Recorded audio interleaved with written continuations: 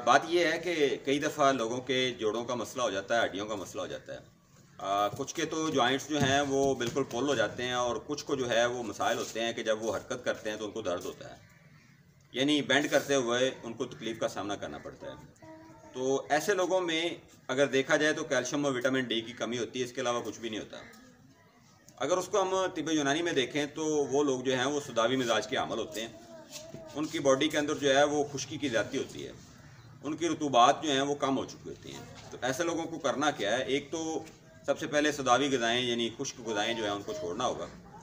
हरारत और रतूबत वाली जो चीज़ें हैं उनका इस्तेमाल करना होगा। ऐसे लोगों के लिए गाय का घी जो है वो बहुत बेहतरीन है, गाय का दूध बहुत बेहतरीन है। और वो लोग जो हैं वो कैल्शियम और विटामिन डी वाली जो ग़िज़ाएँ हैं उनका ज़्यादा इस्तेमाल करें। अलसी जो है ऐसे लोगों के लिए बहुत फ़ायदेमंद है। अदरक का कहवा बहुत फ़ायदेमंद है।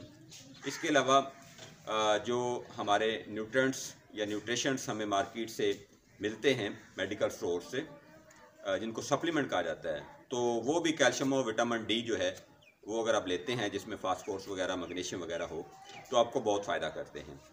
तो वो लोग जो नमाजी हज़रात हैं या बाकी ख़वातीन हज़रात हैं जिनका जोड़ों का या जॉइंट्स का बोन्स का मसला होता है, उनको कैल्शियम और विटामिन डी के ऊपर जो सप्लीमेंट्स मार्केट में मिलते हैं वो इस्तेमाल करने चाहिए। और थोड़ा सा अपने जो लाइफस्टाइल है उसको चेंज करना चाहिए, एक्सरसाइज करनी चाहिए, वॉक करनी चाहिए और खाने के अंदर जो है वो ज़्यादा प्रोटीन और फैट जो है वो नहीं लेना चाहिए। तो ऐसे लोगों का जो मसला है वो हल हो जाता है। इस तरह की मज़ीद मालूमात के लिए हमारे साथ राब्ते में रहें।